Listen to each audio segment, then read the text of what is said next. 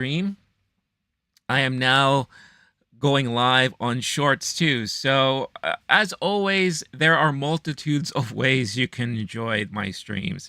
If you are comfortable with the traditional, standard format of the live stream, then you are already at the right spot here. But if you are someone who prefers a more vertical version, someone who prefers to be watching it on their phone or on their tablets in a vertical way, very similar to like what you see on TikTok, Instagram, what have you, then you can do so by checking out the vertical stream that is now live on the channel at the same time. It's technology, folks. This is how we do it here. This is how we enjoy our live streaming. But yes, we are here to celebrate all that is Star Wars, talk about some Star Wars related stuff, some memories. And of course, I'm going to be going into the kitchen and making some blue milk. So we'll talk about all that stuff. And if time permits, and if the mood is right, then we'll go and we'll talk about some of the other related news that has dropped in this past week. Some interesting movie news and industry, pop culture news, all that stuff here. But yeah, Star Wars Day. So I guess, and again, before we go into making the blue milk and all that, which I'm kind of excited for, um, Star Wars Day started a little early for me and for a lot of you out there because on Thursday was the public on sale for Star Wars Celebration. Star Wars Celebration is I never really know when they have these things nowadays. I feel like they sometimes have it every year, sometimes they do it every 2 years. They took a last year it was in Europe, and now they took a break this year because next year they're going to have it in Japan. And if you've known me for long enough and if you followed me for long enough, you know that I love Japan. I've been to Japan many times. I haven't been to Japan since 2020. I was actually there February of 2020, weeks before all hell broke loose, really, around the world. They were already suffering it from the Rona over there for, I want to say, 2 months.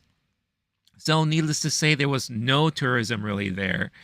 There was some places that were closed, but I still enjoyed my time there. But when I came back to New York, literally a week after I came back, that's when we all went into lockdown. So, last time I've been there, it was a different experience than all the other experiences I've had in Japan. Definitely a unique experience. And I, of course, have been wanting to go back ever since. And now is a great time that I feel that I can actually know that I'm going back because I bought tickets to this damn thing for next year. So I'm definitely going to have to be there. But it's going to be in April next year, Star Wars Celebration in Chiba, which I'm very much excited for. So I guess you could say my Star Wars celebrations for May the 4th started on Thursday. And then in theaters right now, they re-released was that The Phantom Menace because it is also celebrating its 25th anniversary this year. I haven't had a chance to go into the theaters and see it yet, but I know there's a lot of people who are probably spending the day in the theaters rewatching Phantom Menace. Or for some, we always have to think of it this way. There is a generation and will always be a generation of people that have not seen what we've seen. So maybe for many, there are going to be a slew of people going out into the theater, and this could be their very first time watching The Phantom Menace. It could be very much their first time watching anything Star Wars related. And, as an older generation fan, I have to think about that sometimes, where not a lot of people may have grown up with this stuff. Or there's a generation of people who grew up with The Phantom Menace and the prequel trilogies being their first Star Wars. I can't say that because I grew up watching the original trilogy and all. But there is a group of people out there who hold dear and close to their hearts the prequel trilogy. And that's why you are getting a kind of resurgence of the fan base and the popularity of those prequel trilogies, especially now with shows like the Clone Wars, the Bad Batch, even some of the Filoni shows right now. They like to throw back a lot to the prequels, you know, because he said it himself that he is a huge fan of the prequels. So there has been a love and a I guess, uh, a reviewing of what people thought originally of the prequels. I still think those movies aren't great at all, but I can understand that there are people out there who love it, and there are people who will enjoy it, who still enjoy it, and this is their original trilogy, Star Wars. You know, I don't have to agree with it, but I can at least learn to appreciate it and understand it for the most part. So yeah, so you have the 25th anniversary. What's this? Phantom Menace in theaters now. Also, I heard that in the screening there is an extensive look at the Acolyte, the new series that's coming out on Disney Plus. I know, like I said at the top here, the new trailer for the Acolyte dropped today, and I have it queued up, and I'm ready to react to it live because I haven't had a chance to see it yet. But before we do that, what do y'all think? You all ready to make some blue milk? Let's make some blue milk. I have my kitchen set up and ready to go. So why don't you join me as I head into the kitchen and make some blue milk? Blue milk. But I will say that I won't have any access to the chat. Any of the chats right now. So I apologize in advance for that. But I promise that I will go back to the chat and go and look at anything that's come through while, you know, during my time in the kitchen. So let's switch things off. Hopefully you can hear me. Sorry. Hopefully you can hear me when I go in there. But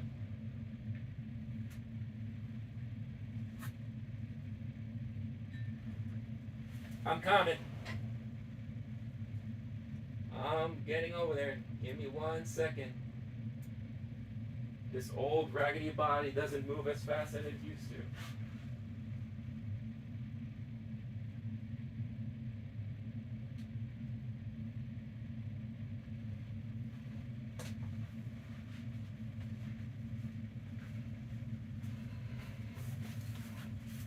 All right, I am here. Hopefully you can all hear me. Let me just make sure I check something real quick.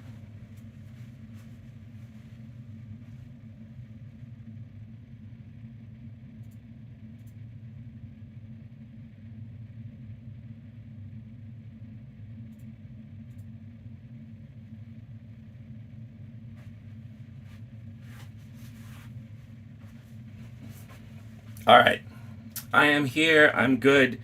I am going to move this just a little bit here, just so it's not like really all up in my face and all that. But again, hopefully you guys can hear me okay.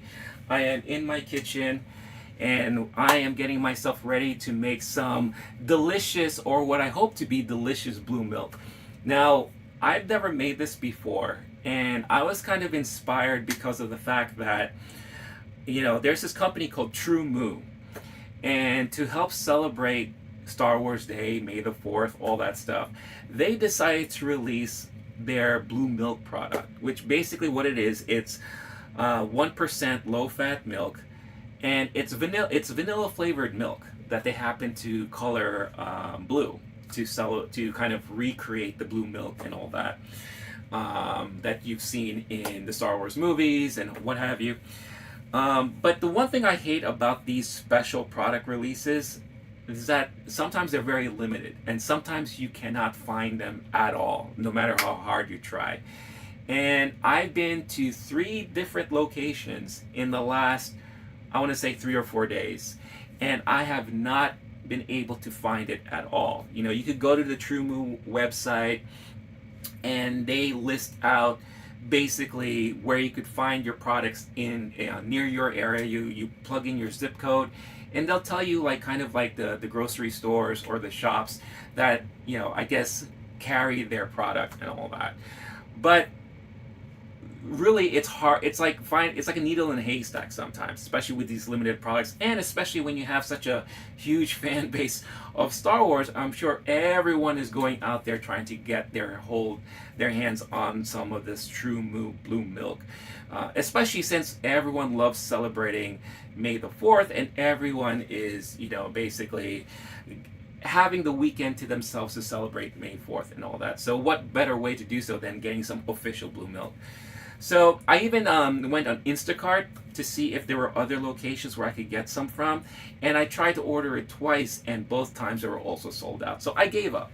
I said, F that. I'm going to do it myself. If you can't find it, just do it yourself. And this is what I'm going to do. I'm going to make my own blue milk. Like I said, I don't have a recipe. I'm doing everything from scratch. But what I have here is food coloring. So you can see here, I have some food coloring. I'll show it here to the camera too. I have some food coloring, so I can get the blue color there. And since it is vanilla milk, I am going to be using some vanilla extract for this to give the vanilla flavor. So I want to show that there. And let me go into the fridge right now. Hopefully I won't knock into my camera here. Excuse me. Sorry. All right.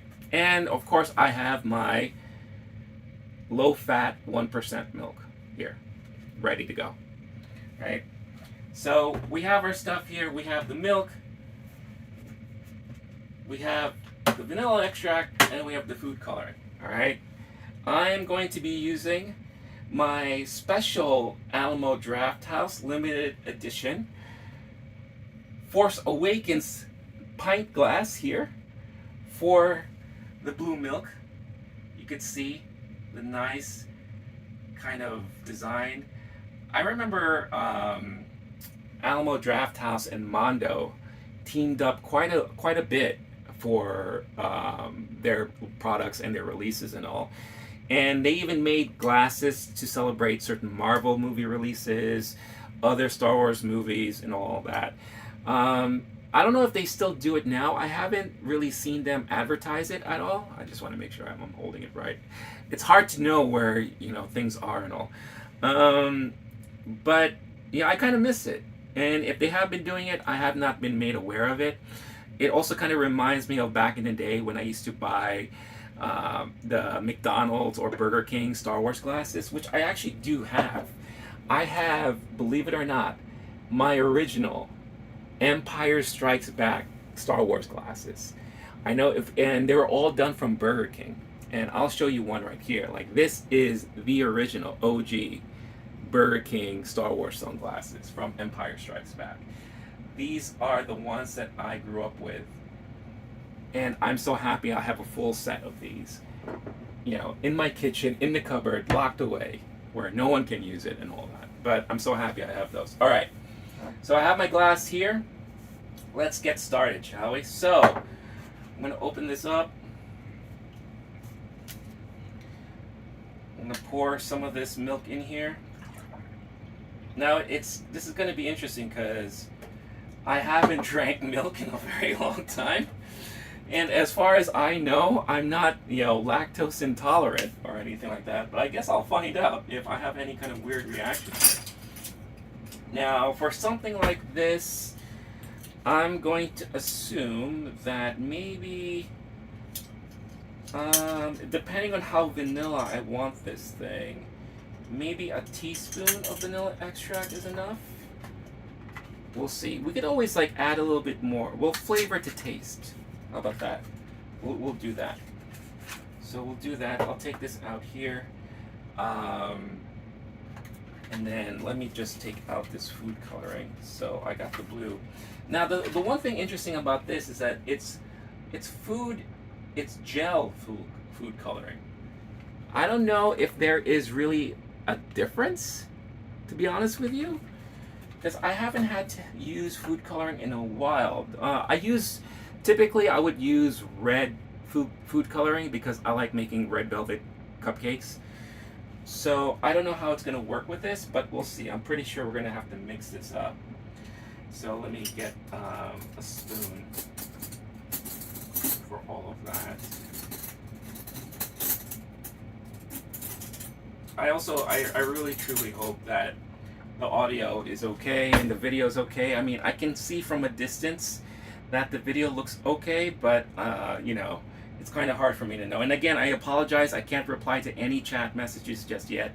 When we're all done here and I go back to my setup, my main setup, I'll make sure to reply to anything that I've missed. So I do apologize for that. And you know, if you're enjoying this and you want to see me do more of this kind of stuff, also let me know in the chat. And also don't forget to hit that like button and all that. So okay, so we got our milk here, right? Let us open this because I'm sure there's like that annoying little seal that prevents it from spilling while it's being packaged and all. So let me open this up here. I'm opening up some vanilla extract. Oh, Billy. Alright. So yeah, so like I said, let's start with 1 teaspoon. 1 teaspoon may be more than enough here, so... Alright, let's do that. And again, if I want more flavor, I can always go back and add more flavor to taste, right? Alright, so we got that. And mix this up a bit here. Ooh, that smells good. Smells a little strong, but I think that's okay. I don't think there's going to be anything wrong with that. Alright, let me just put that there. Alright, now let's go with the food coloring here. So, or the food gel, as they call it. Alright, 3 drops. Let's see what that does here. Oh, there it is. You don't need a lot. You really don't need a lot. In fact, this may be too dark. So maybe 1 drop or 2 drops would have been enough, but you really definitely don't need a lot. Look at that. That is what you call blue milk, son. This is more than blue. This is a dark blue milk. Yeah, all right. But of course, we have to taste it. So let's taste to see how it is.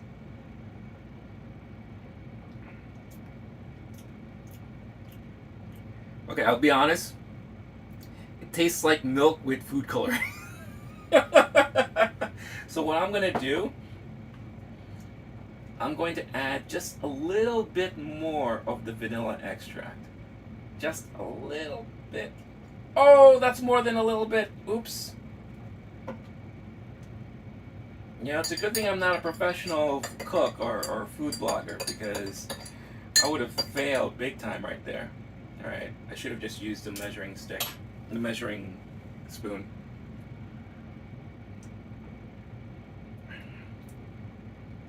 Actually, that worked out. That worked out. Maybe it's also because I have a little bit of sweet tooth, you know? So I don't mind I don't mind the extra vanilla and all that.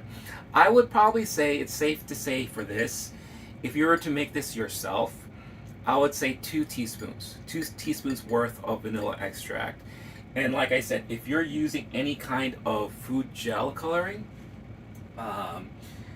then I would probably recommend, if you don't want it to be this dark blue, I would recommend doing maybe just 1 drop. Try it with 1 drop, mix it up, see how that turns out. And if you want it just a little bit darker, maybe you could do it with the 2nd drop. But 3 drops just was way too much, as you can see here. But it's blue milk. We got it. And I didn't need to go out there and, you know, spend $6 or what have you on some True Moo produced product there that's hard to find, and you know, I'm gonna kill myself going to all different types of Walmarts or what have you to try to look for it. I already had the extract in my cupboard because I do bake, so I already had that lying there. The food coloring, that I did have to buy separately, and just get yourself some regular 1% low-fat milk for yourself. You know what? Ain't bad. but I do feel like I am tasting a lot of the food coloring or the food gel because I put too much in there. You know, it's kind of like when you eat cupcakes and the frosting is colored frosting. Sometimes it has like that weird frosting taste. That's what I'm tasting right now here. So, you know, it's not that bad. Here, I'm gonna do the Luke Skywalker.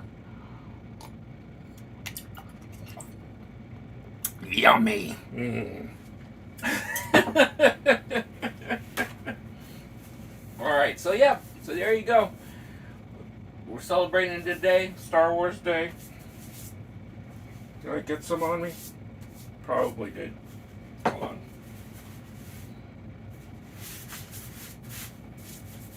I think I'm alright.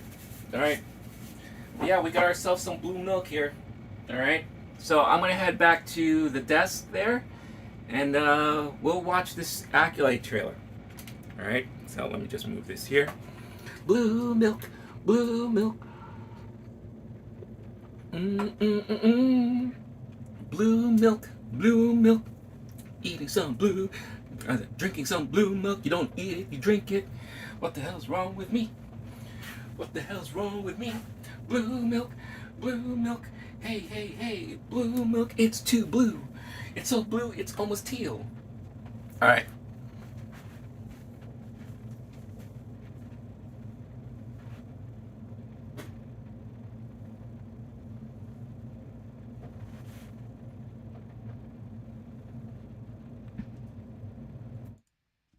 All right, I'm back here, back in the desk, and like I said, you could see here is my blue milk that I am enjoying for the stream.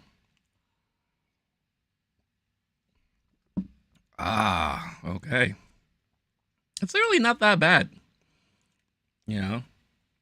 Again, it's you have to be a fan of milk to drink this stuff, you know. And like I said, I don't normally drink milk, you know, by myself and all. But it is what it is. If you're a fan of milk and you just want to make your milk a little different, ruthless kindness, kindless, sorry, it is very cool. I hope you enjoyed that. I hope you learned something, and I hope you learned from my mistakes too. Don't do what I did and put too much of this food coloring into it. And don't pour vanilla extract without measuring a little bit of it, because that's just silliness. Other than that, here we go. Blue milk for Star Wars Day. All right. So let's go ahead and let's check out this new Acolyte trailer. So the last trailer we got was a nice little tease. I mentioned before when I was reacting to that trailer that, you know, they showed footage of the Acolyte last year at Star Wars Celebration in Europe. And I feel like they've been hinting at footage of this thing for some time now.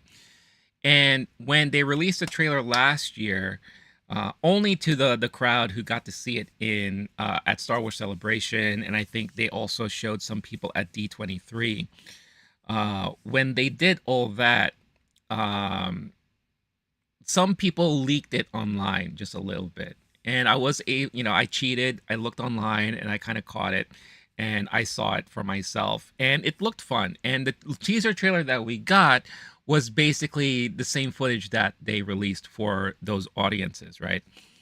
So I'm very curious to see what we're gonna get here. This trailer is much longer. It's like a minute 50. From what I remember, I think the other trailer was like under a minute, or maybe I'm wrong, but I believe that this is definitely going to be much longer. Oh, I'm sorry. Hold on. Hold on. What am I talking about? This new trailer is actually longer than that. Hold on. I have, it's so funny. I actually have the old trailer pulled up. So let me go back and let me get the right one here. Let's see. Trailer. We're going into my trailer folder. Here we go. All right. No, I was right.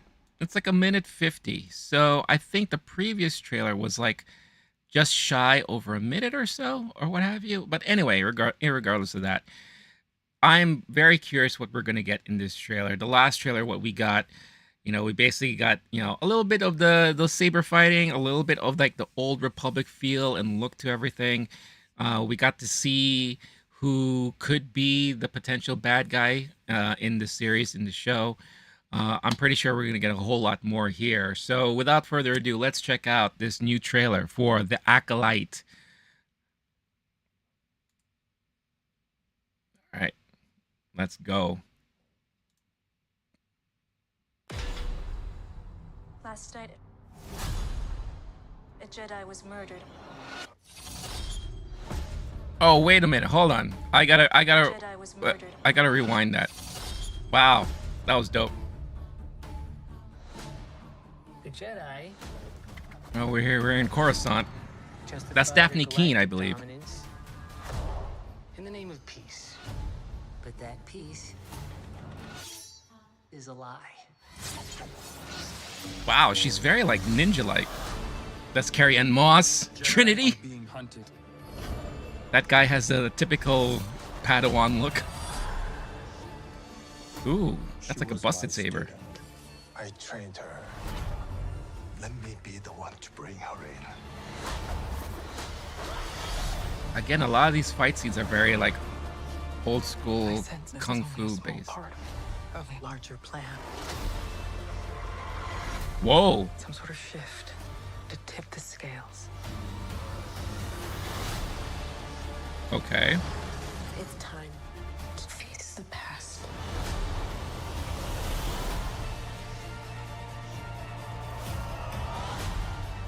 Destiny is not decided for you by an anonymous force. If you want to that looks pretty cool.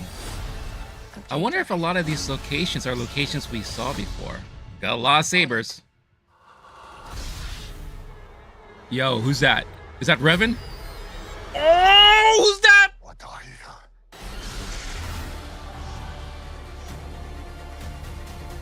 Is that Revan? Wow.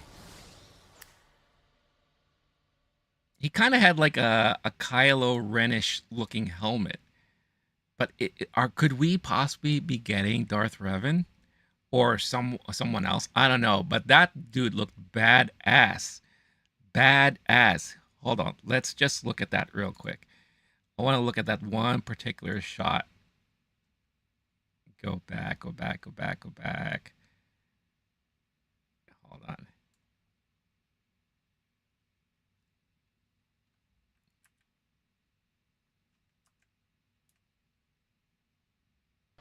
I need to check this out again. No, not there.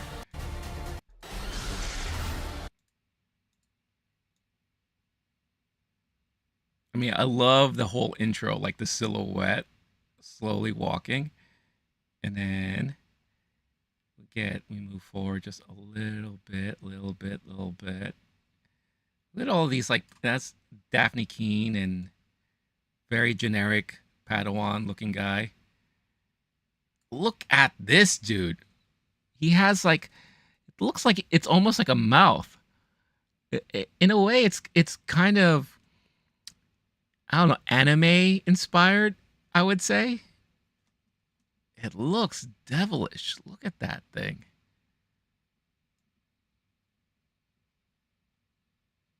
That's so fascinating how that thing looks.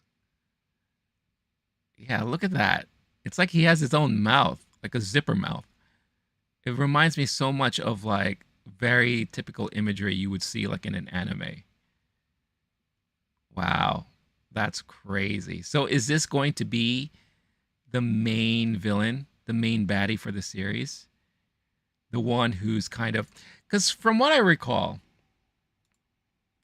the whole premise of this series is, yes, we are going back to like the old Republic era, which is great.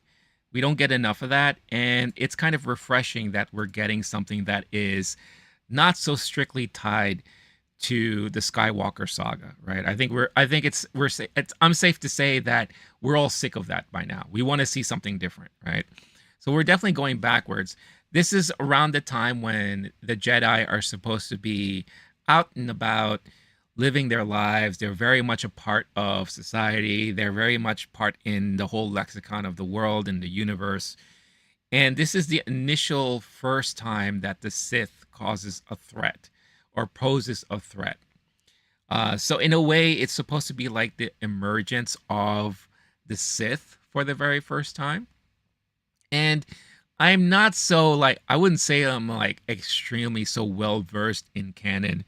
I don't read all the books, all the New Republic, Old Republic stuff that has been coming out book wise.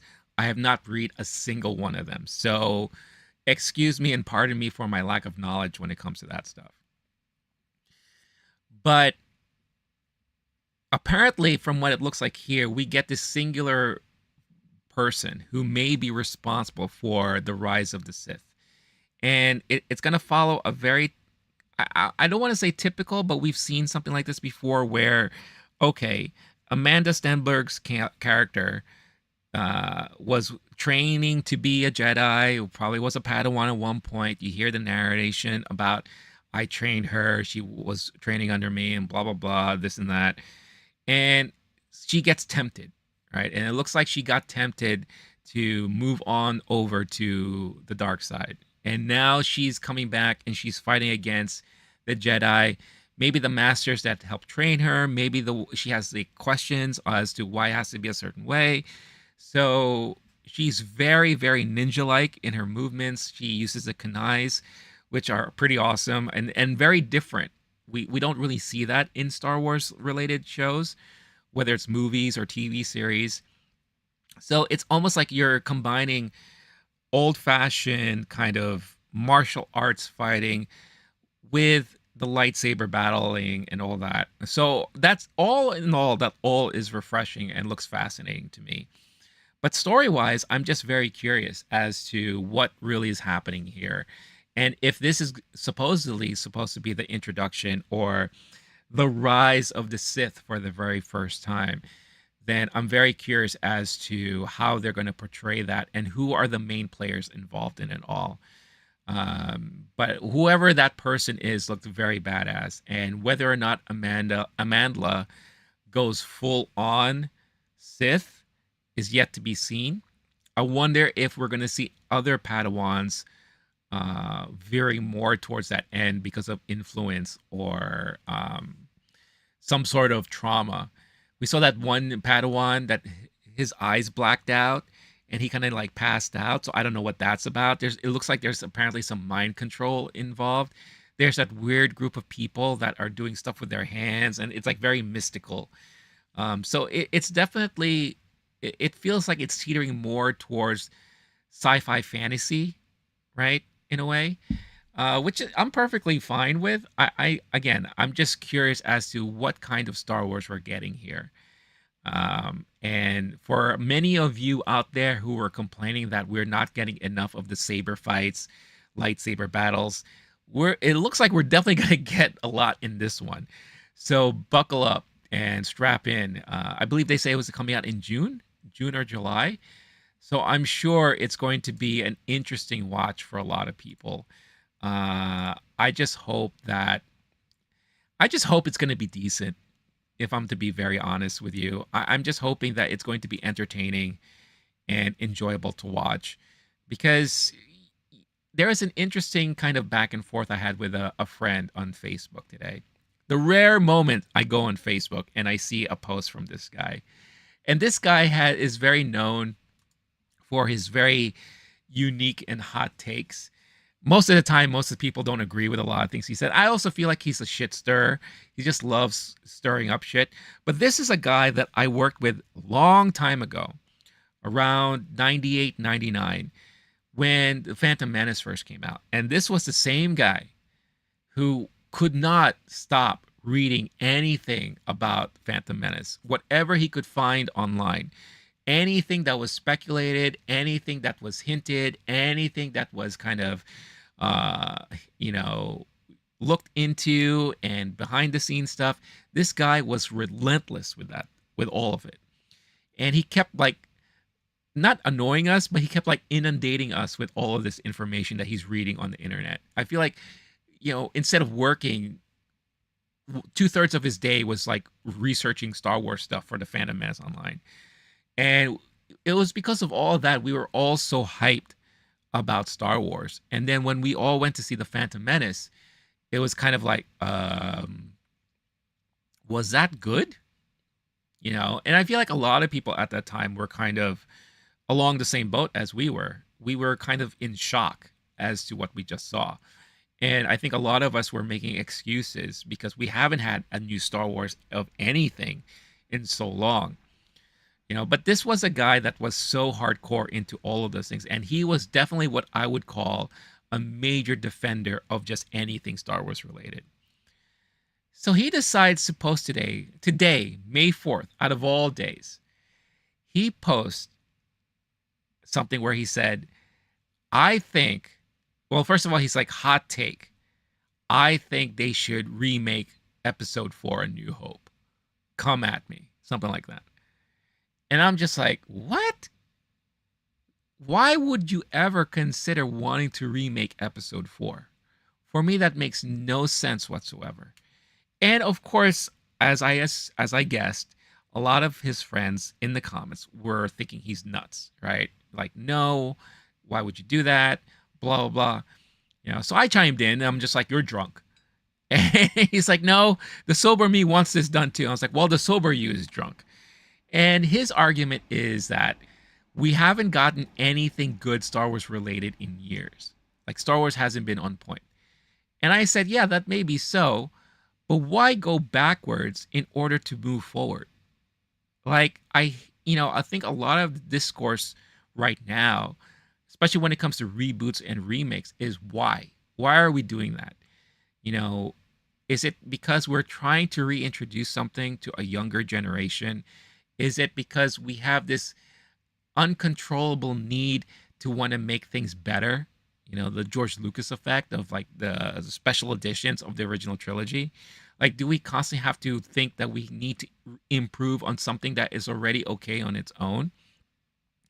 And I feel like there's a lot of people who are just so tired of remakes and reboots and all those things. And, and then his response to that was, well, why do we have to move forward at all? So it made me sound like he just wants to be stuck in this time where Star Wars was great for him, which is obviously the original trilogy, right? So I think he just wants to constantly relive in those moments of episode 4, 5, and 6 and how good those stories were and how everything was well done and played out and all. How the characters developed, the way, it resonated with all of us. But that's, you're speaking for just yourself at that point, right? How is that going to benefit the fandom in general, or those people who are fans of Star Wars still, or those who are going to be new fans of Star Wars in the future, right? So my last thing I said to him, and I haven't had a chance to check my phone because guess what? One of my phones was used as a camera in the kitchen. So I have no access to any of that stuff. So gosh, I hope, knock on wood, that there's no emergency, because right now I wouldn't know because I'm not near my phone. But my last reply to him was, well, here's my hot take. Maybe Star Wars is no longer for you. Anything new that we're getting, maybe it's just not meant for you or us anymore. We have to always think, and kind of like what I said earlier when I started streaming, was we have to keep in mind that there's always going to be a new generation, a new set of eyes who are going to be introduced and watching all of these properties now moving forward. Anything new coming out may not resonate with us, but may very well resonate with a younger audience. From what I can tell, just based off of my personal experiences going out to like Star Wars Celebration or any other convention, or reading some of the Twitter stuff, is that there is a huge fan base who love all the new stuff that we're getting. And I'm talking about the Obi-Wan series. Andor was great. I think the overall feeling that Andor was a well done series, right? But even season 3 of The Mandalorian, which I thought it kind of lost itself, it kind of fell apart. There are people who are huge fans of season 3 of The Mandalorian. You know, Ahsoka was definitely pulling on the heartstrings of a different type of generation of the fan base. Those who loved the show Rebels. And not a lot of people watched Rebels. I loved Rebels. I thought Rebels was great. And there are parts of Ahsoka that felt good. You know, but then there are other parts of Ahsoka that I kind of question. I'm just like, oh, I don't know about that, right? But there are people who are loving all of these things that are putting out that are getting put out there. Um, the ones who are more vocal about their distaste and displeasure in way Star Wars is being handled now, I feel like is my generation, the older fans who are unfortunately stuck with the idea that the concept of Star Wars was what we were already, previously introduced to. And there's no way of moving forward from here, right? Like why redo something that's haven't been broken, right? Why redo the wheel? And I was like that. I'll be completely honest with you. I was one of those people. When The Force Awakens came out, I was super excited because it felt like old Star Wars. It felt like old school Star Wars. And then the other sequels came out. We got The Last Jedi, The Rise of Skywalker, and that's when the fan base just exploded and got super divisive overall, right? But like I said, I feel like those with the strongest voices were an older generation or the generation of people that for them, Star Wars is episode 4, 5, and 6. And that's it. They denounced the prequels, right? They never really watched any of the books, right? They never really bother with the cartoons, or maybe they did, or maybe they didn't like it, or whatever, So when The Force Awakens came out, we had people from the OG series coming back. We had Harrison Ford back. We had, Carrie Fisher back. So, and teasing and hinting that Luke Skywalker was going to be back, Mark Hamill. So I feel like my generation or the old school fans were super excited because, oh, this is nice. This is going to be our Star Wars and all. What's up, Lil Saw? Oh, you're calling me Grandpa? All right. I'll take that. That's fine. Ganesh, always do your best. What you plant now, you will harvest later. Well, thank you. That's a nice thing to say. Thank you for chiming in. Oh, not me. Oh, sorry. I thought you were saying Grandpa like me. But when the Force Awakens came out, we were reminded again of how Star Wars felt. But then afterwards, when they tried to go a different route, and I'll be honest, they didn't really treat it well. I think unanimously, a lot of people were thinking that they just messed up. There was no steady, thought, storyline. There was no conversation. It was just a hot mess, really. You're still, Lil Saw, I appreciate it. Thank you so much. That's really very kind of you to say because there are days where I don't feel young. But the minute they veered away from the nostalgia of original Star Wars, that's when a lot of the fan base got very upset and very angry. And again, denounce everything. Wow, we don't care about these sequels, blah, blah, blah, this and that. And there's still a lot of them who will never say anything positive about the prequels, right? I kind of got out of it, because the minute I had a chance to see the reaction from a different set of eyes, when I got to see a younger generation reacting to Star Wars, reacting to the prequels, right? When I started having conversations with younger generations about Star Wars and how their initial Star Wars was The Phantom Menace, and now seeing the kind of reaction people have to Hayden Christensen or the guy who plays Jar Jar, Ahmed Best, even the outcry and the love people are trying to throw little Anakin. I forget what his name is right now. Especially hearing all the troubles that he's been having and all that, and how one thing I said is that if he were well enough to ever go to a convention and kind of just say hi to everybody, I guarantee you there's going to be so many people throwing so much love at that kid. Um, and that's because the younger generation is now the overall strongest voice when it comes to the support of the Star Wars brand. I feel like my generation, the older generation, is the strongest voice when it comes to the negativity on the Star Wars side of things. So it's just, oh, I really appreciate that, Lilsa. Really, really appreciate the kind words. Thank you so much. Um, it just goes to show you that there's so many things happening right now, and you have to come to a point where you're just like, I guess this is no longer for me. Like I'll enjoy what I enjoy, and whatever else they do that I don't like, that's for someone else to enjoy. I always know that I'll have my stuff to look back on and to appreciate. Another friend of mine who is like a huge Transformers fan.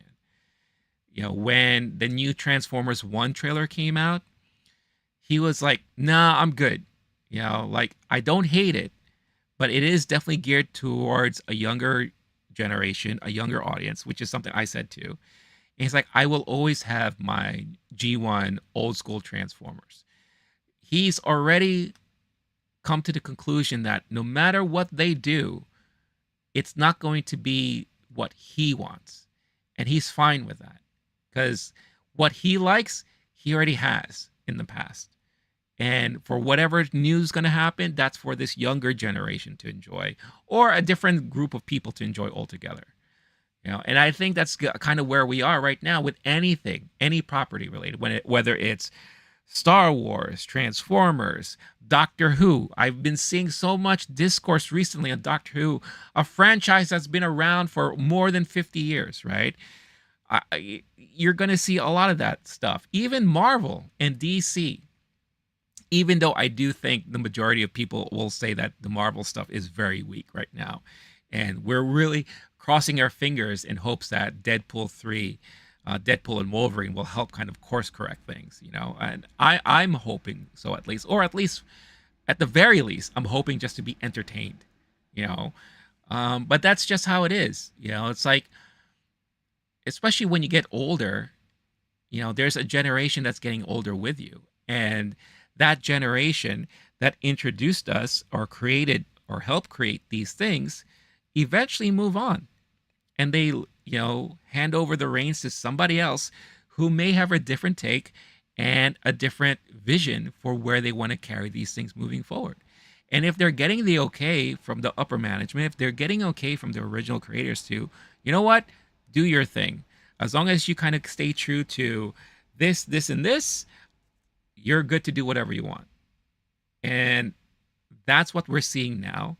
And some people like it, some people don't. And that's just how it's going to be always moving forward. So yeah. So Acolyte looks interesting. I'm definitely going to check it out. The Phantom Menace 25th anniversary is this year. And guess what? I'm going to go to the theater. I'm going to check it out. Because it's been a long time since I've seen it in the movie theater.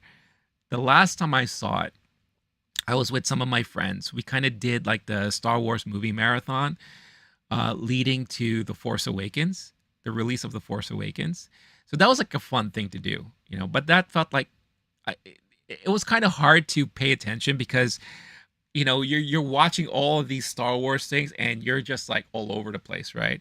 So it'll be nice to kind of go back to the theater and just sit down and enjoy The Phantom Menace on the big screen again. I don't know if they did any kind of remaster to it or whatever to make it look nicer with today's projections and maybe have it look nice on IMAX or RPX or Dolby Atmos or whatever insert premium theater experience here. But I'll check it out just because, look, at the end of the day, Star Wars is Star Wars, and I'll always be a fan of Star Wars. As you could tell, I was ready for this. As you could tell by my excitement, I can't wait for next year for Star Wars Celebration. It will always be a part of me. I may not like everything they do within this universe, but they do a lot and enough for me to love what they do. So that's just how it is. And that is just my take on it. You don't necessarily have to agree either. That's just how it goes. All right. So, what other Star Wars related stuff we could talk about? Well, there's new news about Skeleton Crew, which is the other Disney Plus series that is coming out this year that is Star Wars related. So, it looks like Skeleton Crew, we can expect that release to be in December of this year. I think this is the first time that they announced exactly when it's going to be popping up. So, here I am. Rock You Like a Hurricane. Star Wars Skeleton Crew targets December. I'm here on Dark Horizons. The upcoming Star Wars let's start over. The upcoming Star Wars Skeleton Crew series will reportedly arrive on Disney Plus just in time for the Christmas season.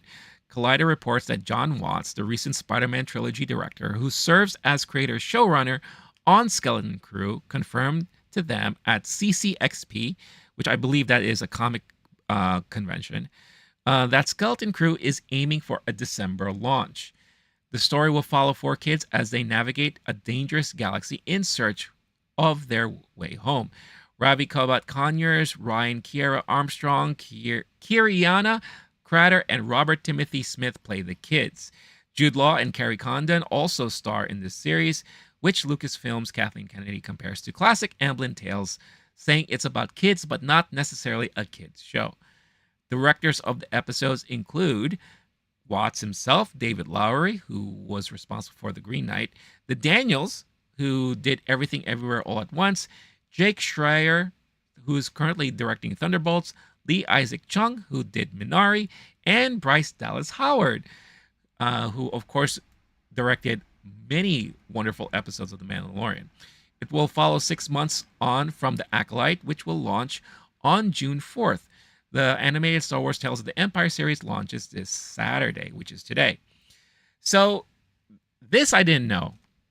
I didn't realize that you had a lot of these directors attached to the series. So that, for me, is exciting enough. I love seeing that. I'll be very much interested to see how the Daniels direct a Star Wars thing, especially since I'm a huge fan of Everything Everywhere All at Once. I've been curious as to what their next projects were going to be. So it's interesting to hear that they're directing an episode within this series. So we have The Acolyte coming out. We have Skeleton Crew that is going to come out in December. And yes, another big release today was Star Wars Tales of the Empire, which I cannot wait to watch because I love what they did with the Jedi Tales of the Jedi, that kind of showed you like a young Ahsoka. And oh, I love the storyline of Count Dooku. Oh man, it was him, I believe, Qui-Gon too. Really great storytelling in those little animated shorts. So I can't wait to watch that later when I have a chance. Arnold, hello from Romania. Love your content. Well, thank you. Thank you, Arnold. Really appreciate you being here and saying that. Very kind of you to say. Thank you. Are you celebrating Star Wars Day? I don't know what time it is in Romania, but let me know if you're a fan of Star Wars. So we are getting a good, decent amount of Star Wars stuff this year. I don't know, though. The Acolyte, I'm surprised that we haven't seen any kind of trailer for Skeleton Crew yet. And from what I recall, this show has already finished filming a while ago, right? I could be wrong, but I'm so curious as to why we haven't seen anything really from Skeleton Crew yet. Maybe they're going to test the waters to just see how the reaction to the Acolyte will be like. And then if they're seeing things are positive, then maybe they'll finally tease us with what we're going to see in Skeleton Crew. And if it's the opposite, maybe they may take the opportunity to kind of reconfigure it, maybe spend more time on it. I don't know. Mind you, we're also supposedly getting an Andor season 2. I don't think it's coming out this year. I think that's aimed for next year. So we'll see what happens there. Arnold Wintel, yes, Star Wars is the best. Also, I want Mace Windu back.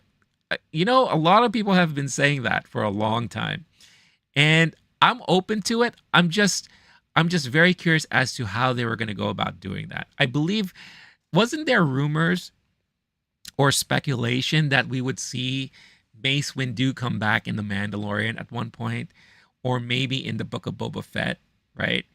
Um, or was there speculation that maybe we could see like a Mace Windu pop up in maybe Ahsoka, right? Because now you're exploring cross dimensions and time travel. That's kind of how we got, Hayden back as Anakin, right? We even got to see him a little bit in Obi-Wan. So I feel like there was always like rumors that he was somehow maybe going to come back. And I think, correct me if I'm wrong, I think Sam Jackson wants him to come back. Like he really wants to reprise that role big time. So I don't know if it's ever going to happen.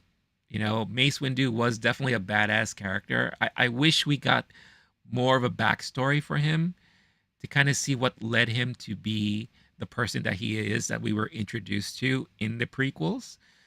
It would have been nice to kind of see more of that. And I'm sure they covered a lot of that in the books and in the comic books. But I want to see like a live action telling of some of that backstory. By the way, I'm enjoying some homemade blue milk. So happy 4th to all of you out there. If you want to see me making this homemade blue milk, you would have to rewind back to earlier in the stream where I kind of walk everyone through my process of my first time making homemade blue milk. And oh, you know what? It's been sitting just for a little bit and it tastes better now, I think. Maybe you have to have it sit for a while. I don't know.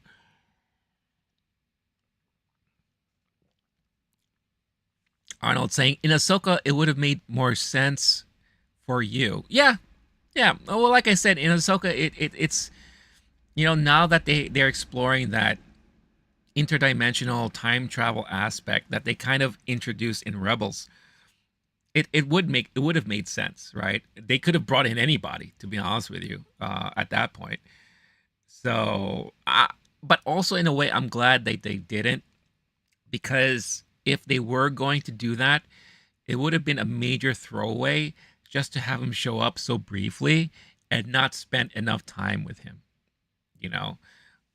So I don't know if that would better be served in another type of series or something, but who knows? Again, it's fun to speculate, it's fun to talk about. I don't know if we'll ever be able to get to see him back on the screen again, big or small. But it would be nice. It would be nice. Maybe we'll see. Again, I haven't watched it yet. Maybe in this new Tales of the Empire, maybe he might pop up. We'll see. But yeah, so I mean, at the end of the day, any Star Wars is interesting, and I will always check it out. I may not necessarily like it, but hey, I'm just happy that Star Wars is still being made and talked about today. So yeah, Skeleton Crew coming out this December. So we're definitely going to get our fill of Star Wars related stuff for the year. And that should be exciting. It should be definitely exciting. All right, let's see if there's any other new Star Wars related news that we could talk about. Anything new. I'm not going to talk about any of like the deals or the sales because there's just too many. I remember, I think it was two or the channel has been around now for 4 years. I'll say maybe 2 years ago. 2 years ago, I tried to recap like the best Star Wars Day related deals out there, but it's gone to be too much as the years has gone by. Everyone has their own Star Wars sale. Everyone has their own Star Wars deal. So just do a search online and you're gonna get inundated with so many things. And honestly, there are other sites out there who have the bandwidth to cover all those news. So by all means, go to their publications and their sites to check all that stuff out. there's just too much. There's too much to recap and all. I will say this on the video game related side of things. And I don't know how many people play Rocket League anymore, but I still enjoy Rocket League. And right now they're having their little campaign going on where you can unlock some nice skins and you can purchase additional premium skins. They have an Android set where you could see like you could get like a special skin for R2D2 and C3PO for your cars. Fortnite is running a huge thing right now. If I was into Fortnite, I'd be in heaven because they're always finding new ways to incorporate a lot of these IPs and properties into their game. And right now they're having a major event with Star Wars to celebrate Star Wars Day and May the 4th and all. So on the video game related side, at least you have that. Oh, and Fall Guys, the game Fall Guys is having their own Star Wars event too. So that's very interesting to see. So if you still play Fall Guys, or if you want something new to do, or go back to something that you haven't done in a minute, Fall Guys could be a great thing to check out this weekend because they have a lot of fun Star Wars related content going on right now. Fall Guys, Fortnite, and Rocket League. Like I said, I've been checking out Rocket League to see what they're offering there. I don't play Fortnite, and Fall Guys I haven't played in a very long time. So we'll see what happens there. Did I put away the milk? Guys, I don't know. Did I ever put away the milk that I was using? You know what? Let me check on the milk. Because I don't want that milk to go bad. And I've been talking now for what? How long have I been? Like almost an hour? All right. You know what? Let's go back to the kitchen.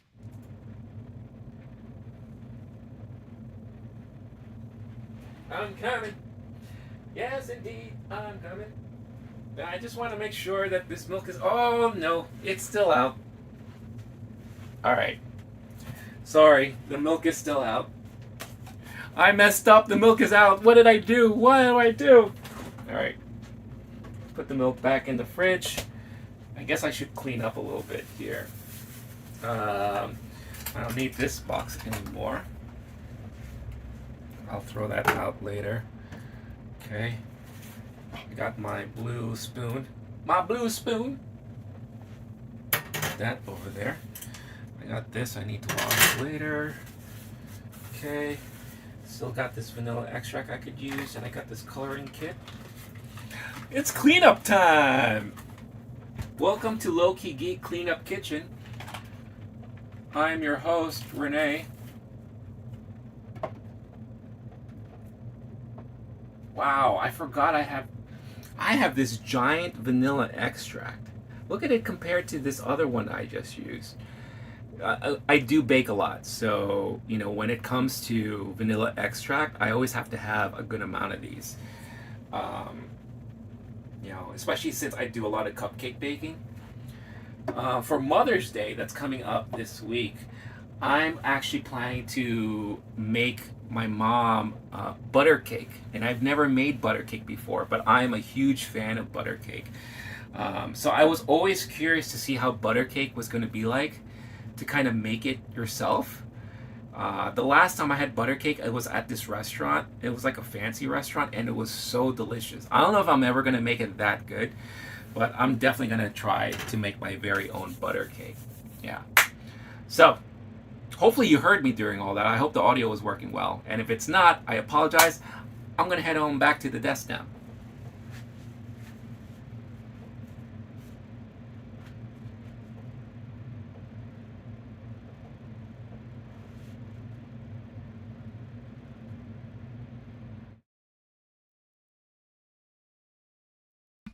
All right.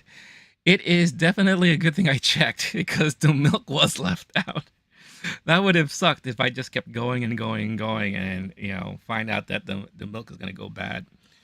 But I think I saved it in time. So I can continue to make more blue milk for the remainder of the weekend there. Oh, I'm not putting on these things right. How's everyone doing out there, by the way? I don't want to be here yapping and not being able to converse and chat with all of you. So let me know how you're all doing. And if you are like me and really celebrating Star Wars today, May the 4th. May the 4th be with you all and also with you.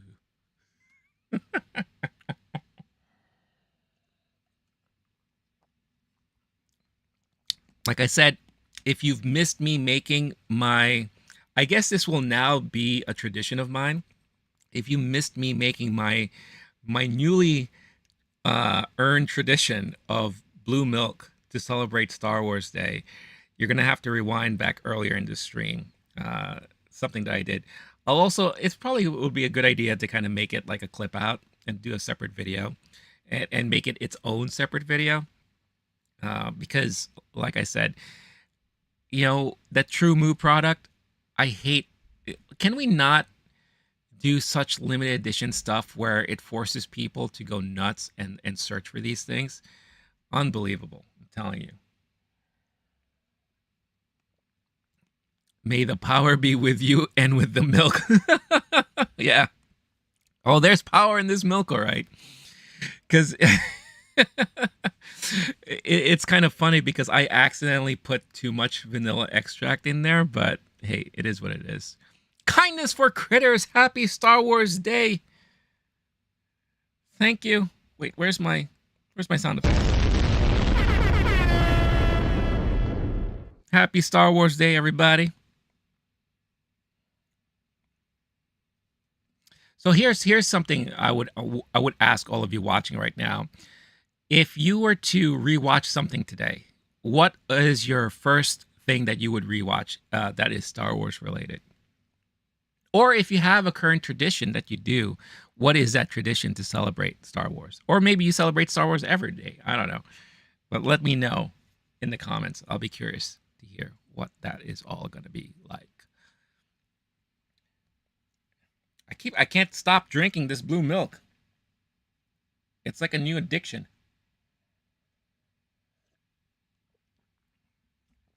Ah, blue milk. Is it turning? Oh yeah, it's turning my tongue blue.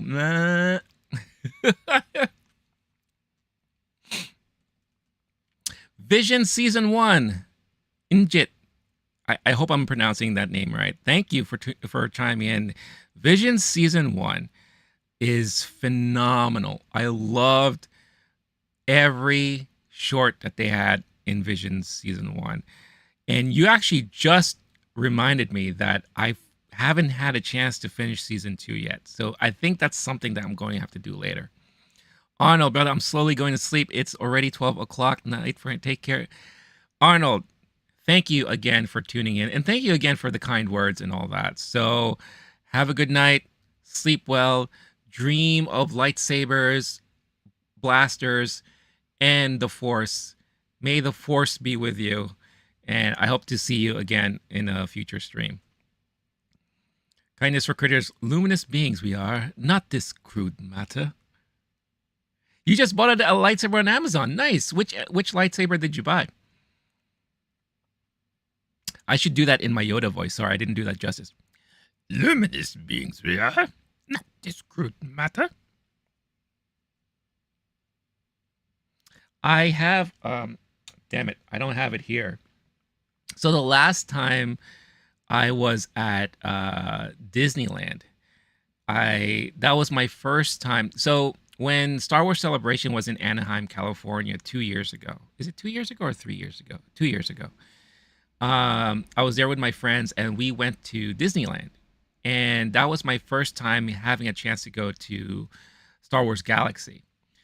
And what I did is I bought the lightsaber of Kyle from the Jedi Survivor series, the video game series. So I bought that. But I have it somewhere else. It's not here with me right now. But it's funny. The only thing that I do have here is the blade, the light up blade. I don't know why I have it detached and hanging out here, but the hilt I have somewhere else. So I'm a hot mess. I don't know. But these sabers that they do now at that you could buy from Galaxy, from Star Wars Galaxy, they do such a great job because I remember there was a company called Master Replicas. When they were like one of the first ones to do like the lightsaber hilts, and then they were one of the first ones to do like the light up sabers. Everything was so attached that you had to keep it all as a whole, you know. And then later on, you had other companies trying it, and then when Hasbro took over, that's when they started really paying more attention to what is necessary, and they helped create the detachable light so that you could have the hilt, and then when you want to use it, you could just attach this. Of course, Disney has their own spin on it, so it's very cool that they could do all that. You know, they've done a lot with how they handle like the property and the products and all that. A cheap rechargeable one, fun. They are expensive. That is true. It's not a cheap hobby, or it's not a cheap fandom, I should say. I also have. Hold on. Let me see. Is it here? No, it's not here. Another great thing that you could buy, just to say you have it, is that they sell the kyber crystals. Now, certain saber replicas that they sell at Star Wars Galaxy, you can get the kyber crystal and it will change the color of the blade depending on which hilt you buy. But not all of them are like that. So I actually bought a kyber crystal thinking that I could switch it out with the blade that I got. Unfortunately, you cannot. But it's just nice to have. Like you can say, "Oh, look, I have a kyber crystal." So will make a good nighttime weed whacker. That's for sure. Yeah, that is for sure. Yeah, I think one of my friends bought like one of those Amazon rechargeable lightsabers. And is that the one where you could change the color to all the different colors? You could change the sound effects to all different sound effects. Is that the same one? Because I remember when he got that, he showed it to me. I was like, oh, wow, this is actually pretty cool that you could do all of this with just one lightsaber. And you could have all these different color hilts, I mean, color blades, and have all the different sound effects and all that. I wonder if that's the same one you got. But yeah, going back to Visions again, I totally just got reminded that Visions 2 season 2 I haven't finished it yet, so I definitely have to watch that. So apparently I have some homework now. I got Vision season 2 to watch, and I got the new Tales of the Jedi to watch. So sorry, Tales of the Empire to watch. So I gotta check that out. Yep, will be. Oh, so it is the one that you got. Oh, that's awesome. I hope you have a great time with that. That's gonna be a lot of fun. It's always fun getting new stuff, new toys. Always good stuff. For this year, I didn't really buy anything new Star Wars related to celebrate Star Wars Day. Uh, if you missed what I said earlier at the top of the stream, I guess the thing that I bought myself was 3 tickets to Star Wars Celebration in Japan next year. So that is my gift of Star Wars for myself to help celebrate Star Wars Day. So I'm excited to go back to Celebration and to go back to Japan since it's been a minute since I've been there. Let's see what other, if any, if there's any other Star Wars related news out there that we could talk about. Any new reveals? We already checked out the new Acolyte trailer, and it looks interesting. Are you excited for Acolyte also? Kindness for Critters, let me know. Or Ninjit, if you're still there, let me know if you're excited for Acolyte. Let's see. Let's just, what happens when you type in Star Wars and you click on news? Let's see what happens when you do that. Right on, Japan will be a great adventure. Always is. Always is. And I cannot wait. I honestly cannot wait. And also, I cannot wait to kind of document and share my experiences with all of you watching. I will try to do some live streams from there. Usually in Japan, the internet is very good. The data is very good. So I should be able to try to live stream from there. If not, I will at least upload videos of like me walking around the convention anytime I have a panel. I found out that even if I don't get a chance to go into any panel, the best place to be is the Star Wars live stage. Because there, you never know who's going to pop up live on stage. And when I was there in Anaheim, I missed out on a lot of panels because it's like a lottery system to get into these panels. So I spent a day hanging out at the live stage, and I saw Pedro Pascal, Rosario Dawson, Natasha Liu Bordizzo, and Giancarlo Esposito. Like everyone popped up. Ewan McGregor surprised everyone. So it's such a fun time. So I love documenting those moments and just hearing the crowd go nuts, whenever someone shows up. So it's going to be a lot of fun for sure. And it's just going to be so interesting because it's in a different country, so maybe having a chance to meet like Japanese fans of Star Wars would be awesome. Really, really awesome. All right. Let's see. So I typed in Star Wars and see what news, anything new that was announced or anything like that. It doesn't sound like today is like a big news drop day for sure. StarWars.com has Star Wars Mother's Day's gift guide. Let's see here.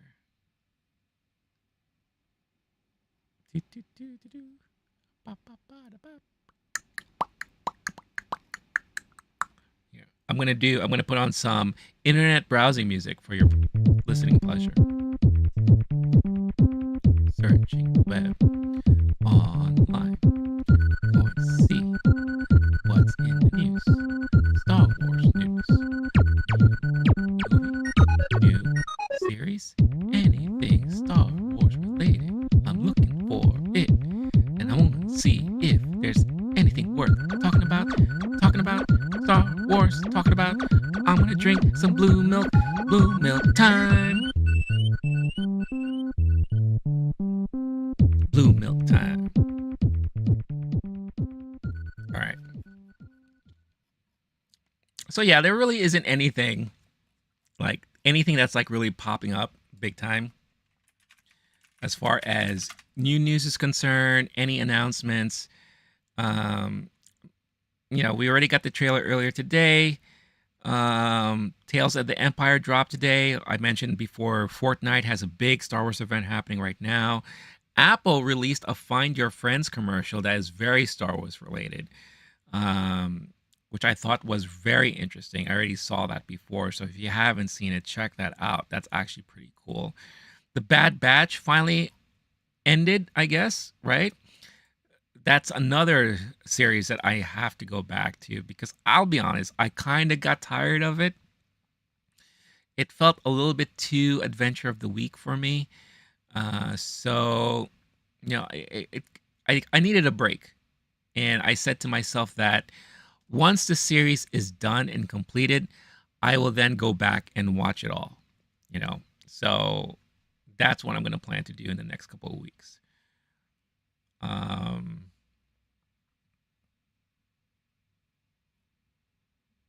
You could make some Bad Batch cookies. A jump to hyperspace with a cold Corellian iced coffee. Ooh. Look at these. Wow, this is so innovative. I may want to try to do these one day. Could you imagine making Ewok sushi? What is this even made out of? Yum Num Ewok sushi. Look at this. That is hilarious. Okay, you need tofu pouches, seaweed, and salami. It doesn't look like you need a lot of ingredients for this thing. How do you do this? That's what I'm. So that's the tofu. Yeah, it's the tofu that you cut out. Oh my gosh, that is so adorable. That really is. That is so innovative.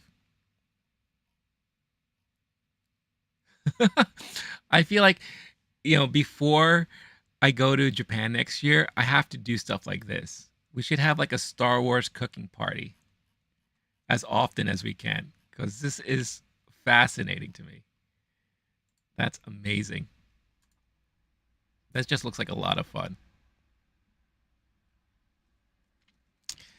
Greater kindness. I found a Hasbro Grogu at Value Village last week. Wow, that's awesome. Which Grogu is that? Let's see, Hasbro Grogu. Was it a big one? Was it like one of those talking ones? Like where did he go? Oh, here he is. All right, don't break anything. There we go. Was it like this guy? My little Grogu buddy over here? Hold on. How do you turn him on? Oh, right. I have to touch his butt to turn him on. Hey, Grogu. What's up, buddy? Wait, is he on? Oh, there he goes.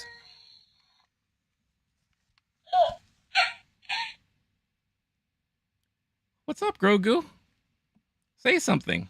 Say hello to all the kind people out there watching you live.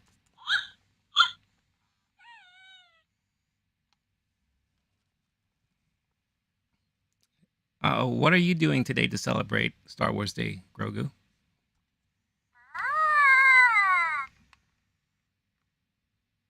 Okay. Do you want some blue milk? You want to try some of this blue milk, Grogu? No? He's kind of a picky eater, I know. All right, Grogu, say goodbye to everybody. All right, say goodbye.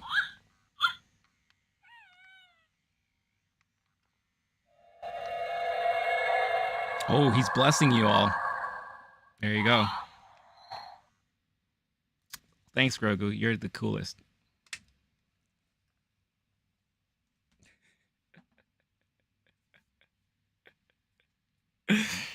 Ah, kindness. 11-inch plushie. 20 bucks. Nice. Very cool. Ventriloquist, you are. I am not. But when it comes to Grogu, I feel like he says a lot with his eyes, so you kind of understand what he's trying to say.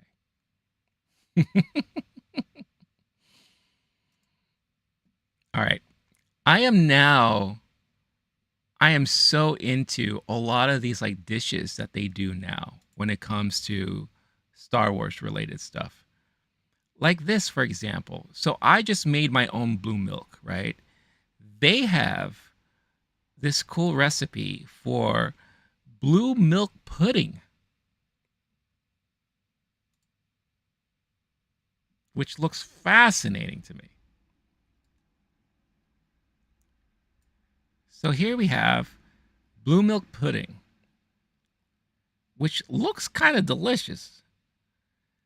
Whole milk, sugar, cornstarch, blue food dye gel, which I do have, which I use a little bit too much in my milk, whipped cream, and shredded coconut.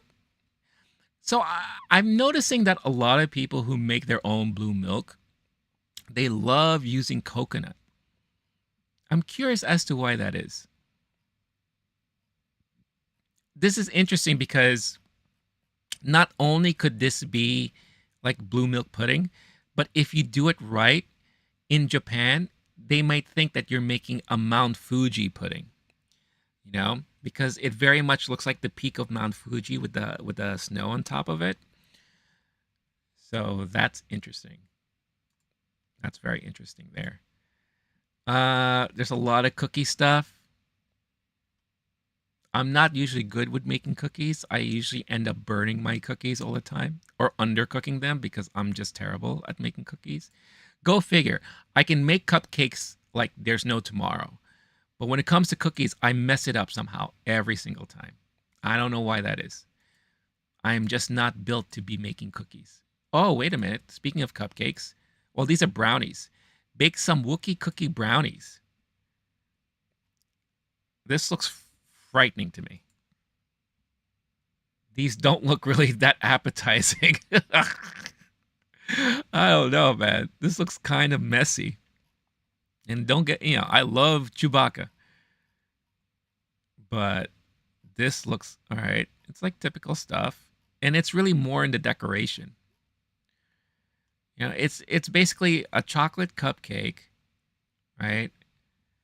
And the frosting is like chocolate frosting. And really, it's just all in how you decorate it to make it look like a Wookiee. So yeah, I don't know. Let me know in the chat if you want to see me do more Star Wars related food stuff. We could have a cooking stream. Wookiee cookie. Yeah, it's like maybe I should make some Wookiee cookies. Wookiee cookies. That would be actually pretty funny. And it could be a lot of fun to make too. This right here. Wait, hold on. Salacious crumb cakes. Heyo!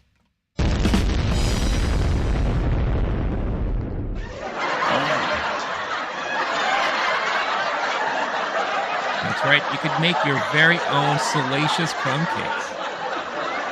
Look at that. That looks hilarious. All right, shut up. Why are you laughing so much, guys? Jeez. Let's see. Flour, butter, eggs,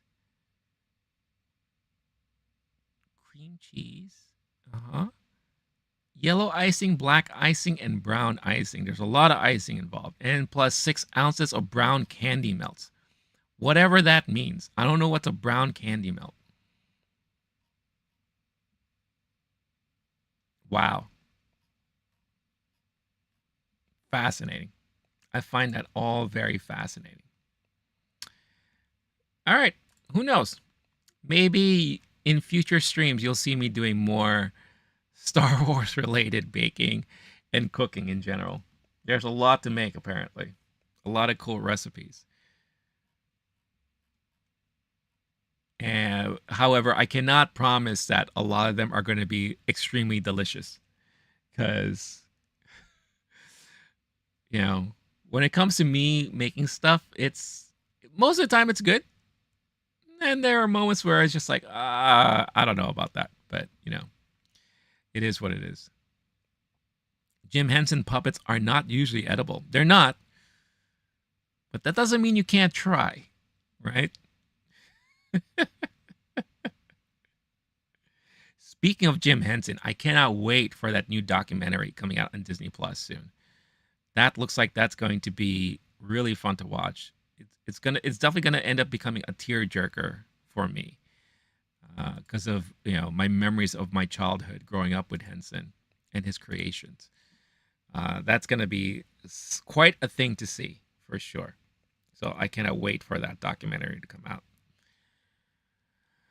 All right, let's talk about maybe it's time to kind of veer a little bit away from Star Wars. We'll remain within, pop culture for sure. And let's talk about some recent news that dropped. And if this is stuff that doesn't interest you, I totally understand and all, I understand if you're here for Star Wars only, but sometimes there's only so much Star Wars you could talk about. But there was some interesting casting news within the MCU that I was very curious about. One of which is that apparently Giancarlo Esposito, who is already part of the Disney family because he's in The Mandalorian, that he is joining the MCU. Now, I don't know what this means because I haven't read this article yet. But here I am on Dark Horizons. Giancarlo Esposito is joining the MCU. Fans have long spoken about his rumored involvement. Now, Breaking Bad actor Giancarlo Esposito has officially confirmed he's joining the Marvel Cinematic Universe. Appearing on a panel at the CCXP convention in Mexico City, First, the Expo's first foray outside of Brazil, Esposito confirmed he'll be appearing in the MCU. He indicates he will not be appearing in the role many fans have suggested for him, which was Professor X in the X-Men. I know a lot of people were fan casting him for that. Rather, it's a different role that will be new to the MCU, so it's not a Kang replacement. And adds that it's coming sooner rather than later. He also says it's better than you can imagine. That sooner would suggest a potential Deadpool and Wolverine cameo, or an appearance in the likes of Fantastic Four, Thunderbolts, or Blade if on film, or one of the upcoming Disney Plus series. Esposito has received 2 Emmy nominations for his performance as Moff Gideon on The Mandalorian, and he also has the reoccurring role as the CEO of Vought Industries on Amazon's The Boys. He was recently on Netflix's The Gentleman, which I haven't seen yet, AMC's Parish, and he was in Abigail. Oh, look at that. He's been very busy. He'll also be in Maxine, Electric State, and Megalopolis this year. If Megalopolis comes out this year, that is the Francis Ford Coppola directed opus that he's been shopping around that doesn't have a distributor yet. So, fun to see. I think Giancarlo is an excellent actor. He adds major pedigree to any production he's part of. He is also a fantastic person to hear speak in person because he's very, very uplifting, very encouraging. It's like he sermonizes, it was just fascinating. And he is just such a positive role model as far as how to look at life, how to live life, how to achieve your dreams and your goals. And he's just, again, when it comes to acting, he's such a great actor. So, despite on what many people thought of his kind of demise in The Mandalorian, I did love his character in that series. So when it comes to the MCU, I cannot imagine right now what kind of character he would play that would appear in either the Fantastic Four or Thunderbolts or Blade. Maybe he could be like the new Whisper in the Blade series. Is it Whisper or Whistle? I forget, the older gentleman. Maybe he could play a version of that. I don't know. In the MCU, what else could he play? I mean, Professor X would have been fun to see, for sure. But I don't know. Maybe there's a part of me that wants to see him continue to be a bad guy and to be a villain. And what villain could he portray within the MCU? I don't know. Oh, wait a minute.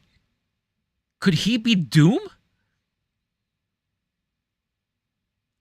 Hold the phone. Hold on a second. Because I know for a while, a lot of people have been trying to fan cast Henry Cavill as Doom. But what if Giancarlo Esposito is Doom? Dr. Doom? I don't know. But I kind of like the sound of it. May not be the best choice, but he definitely has those acting chops to pull off a Doom-like character. So that could be fascinating. And I'm sure we'll learn eventually what's going to happen. Or is it going to be one of those things where they keep it so tight under wraps and it's going to be like a surprise pop-up whenever he does show up? I don't know. But I think Doom would be brilliant, if I'm to be very honest here. Sticking to MCU, and someone who is just all over the place right now, Paul Walter Hauser. He was recently announced to be cast in the new Naked Gun reboot, remake, whatever you want to call it. He was also announced to be attached to some other production. But now it looks like he is also now cast in the Fantastic Four movie. So Fantastic Four enlists Paul Walter Hauser. Busy actor was also recently cast in Naked Gun. See, that's what I just said. No character details are available, but he joins the cast that includes, of course, we already know, Pedro Pascal, Vanessa Kirby, Joseph Quinn, and Eben Moss Backrack as Ben Grimm and all that. And Julia Garner, who is playing not Silver Surfer per se, but a character that is similar to Silver Surfer. Uh, the feature has a July 25th, 2025 release date and hails from WandaVision director Matt Shakman, with Eric Pearson writing the latest draft of the script. It centers on the characters created by Stan Lee, blah, blah, blah, blah, blah. Hauser has been on a roll this week. He lined up work with Paramount's Naked Gun reboot. Oh, that's right. He was cast to be in the Chris Farley biopic. He is supposed to play Chris Farley, which is crazy. This guy is on a roll right now. And he's more than likely also going to be popping up at the end of the year when Cobra Kai comes out, because he does have a prominent character in that series. So, wow. This guy, whoever his agent is working his ass off getting this dude cast in a lot of things. Good for him. He's a pretty decent guy from what I've seen. And acting wise, I think he's pretty decent too. He's always like kind of like the comedic guy, or he's like that odd, awkward guy that you don't know exactly what he's thinking. That's why he was perfect to play that dude in was that I, Tonya? And in that movie that he did with what was it? Richard Jewell for the bombing, the Olympic bombing. He played that perfect, like kind of like awkward dude who you assume is like messed up, right? So who could he be playing in the Fantastic Four? I heard a lot of people speculating that he might be Mole Man. That if there's going to be like a secondary bad guy in the Fantastic Four movie, he could play a version of Mole Man, right? I don't know if I agree with that, because if that's true, that means they're going to turn this Mole Man into like a comedic kind of bumbling guy. And I kind of don't want that for Mole Man. I kind of want Mole Man to be a little bit more respectable and kind of villainous, which he can be. So I don't know. I don't know if that's going to be true or not. Could he maybe play a voice? Maybe he could play the voice of Herbie, the robot. Who knows? That could be something that could be done.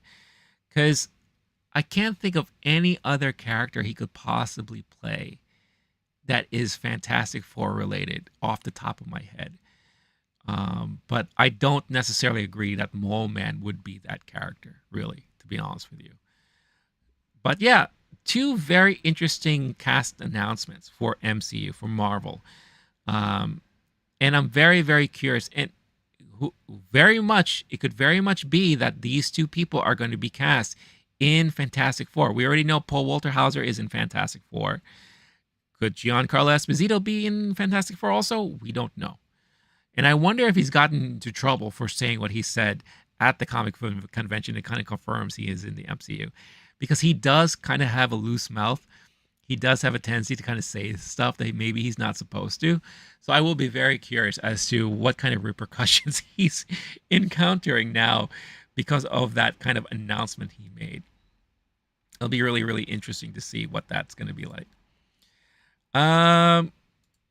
Cool. So those are those things. You know what? There are some trailers that came out, or clips, that I definitely want to check out, especially that involves this movie Megalopolis from Francis Ford Coppola. I've been really, really interested to see what that movie looks like and what that movie is going to be about.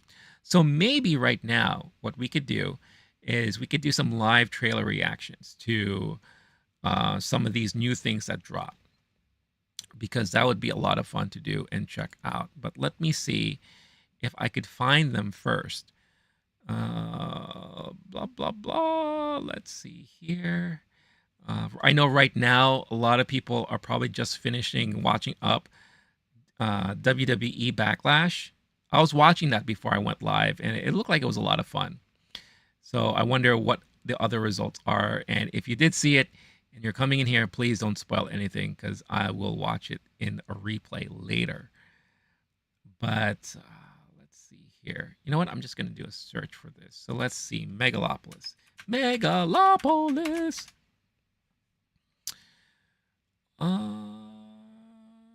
Francis Ford Coppola. I didn't know he had his own YouTube channel. What the hell is MX Cinema? All right. Well, you know what?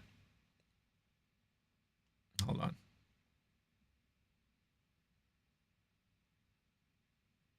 What is that? So is this a clip? It looks like it's a clip and not necessarily a trailer. You know what? Screw it. Let's check it out. I'm down.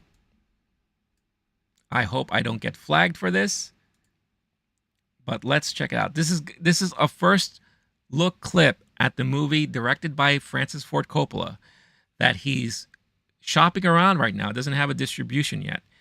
But let's check out Megalopolis.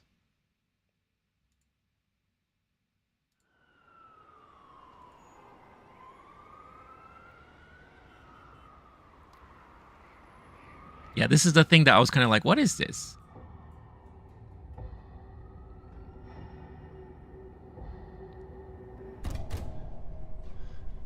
Well, that's Adam Driver with a very short haircut.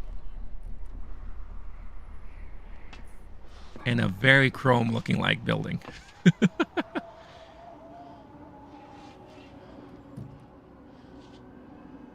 I don't think I've ever, or I don't recall ever seeing Adam Driver with such a short haircut like that.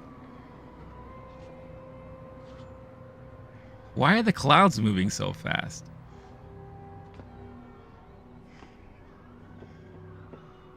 Is he planning to jump? Everything around him looks so surreal right now.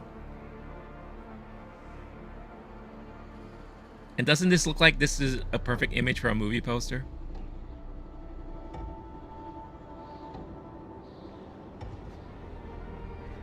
Oh, he is gonna try to jump.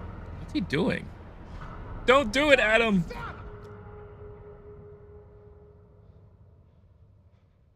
Wait, he can control time?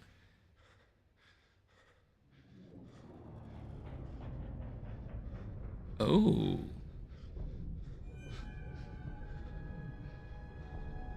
That, in a way, that kind of felt very Matrix-like.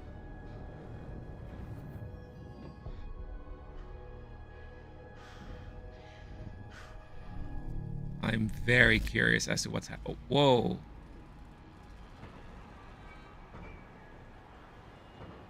Oh, that's so fascinating.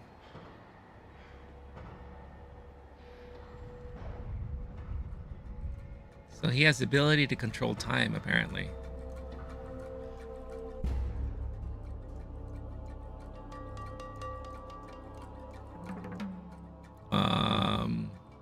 Is that it? I guess that's it. That is the tease. That is the tease right there. Wow. Okay. Very, very interesting. Very, very interesting. I mean, we don't know what's happening here. But from what we know, whoever character Adam Driver is portraying has the ability to stop time. And mind you, this is a story that's written, directed, and produced from Francis Ford Coppola. It's a sci-fi drama. It's a Roman epic fable. What? I'm just reading some descriptions here in the video as to what the story is supposed to be about. Why don't we? Let me just do a search right now. Megalopolis. All right. So let's see.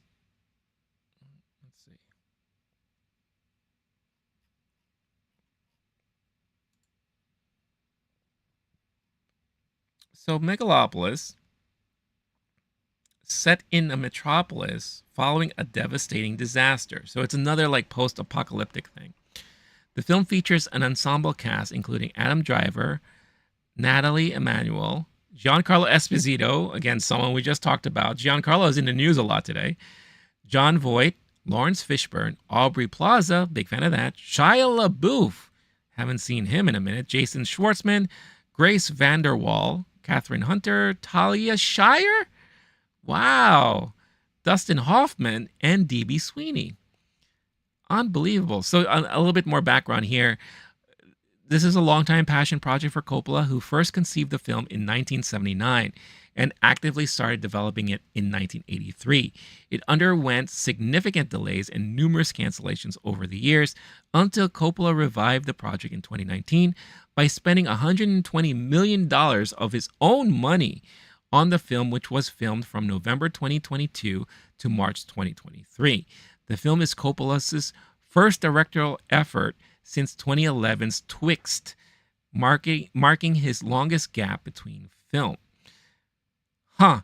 I know it's going to be shown and screened for the first time at the Cannes Film Festival happening this month. So I'm sure we're going to hear a lot more about this. And usually, what happens there is that once it screens, that's when people are going to start bidding on it. Like studios will start bidding on it. And then hopefully we'll get a distribution partner for this, because this could be Coppola's opus, his major movie. This is Citizen Kane. This is going to end up probably becoming his Citizen Kane, which is going to be interesting. But I just don't know what more about the movie it's supposed to be about. Like, who is Adam Driver's character, right? That's so fascinating to me. I mean, it looks interesting for sure. It really does. Um, I find it so surprising and amazing that he spent so much of his life trying to get this movie made. This is like Jodorowsky. You know, he spent most of his life trying to make Dune, or his version of Dune, and it never came into fruition. I really hope that we finally get to see him release this movie, so that at least he can say that his passion project was finally completed and he was able to put it out there. Man, amazing. All right. There was another trailer that dropped, and it is the full trailer for The Boys season 4. Now, I don't know if I want to see this trailer right now, because I'll be honest with you, I don't think I've watched all of season 3 of The Boys yet. I honestly cannot remember what happened in season 3. Maybe what I'll do is, let me just do a quick, let's see, The Boys season 3.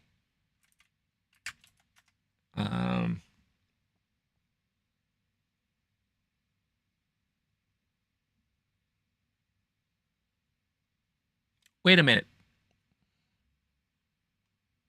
I did see this. Yeah, I remember season 3 now. Okay. Yeah, this is when things got really crazy, right? Where he has his son and it became very political, right? Yeah, and we have like multiple factions. Okay. Yeah, I remember season 3 now. All right. I'm going to have to do a rewatch, because I feel like I really can't remember a lot from it. So I might have to do a rewatch of that, but it's not going to hurt me seeing the trailer for season 4.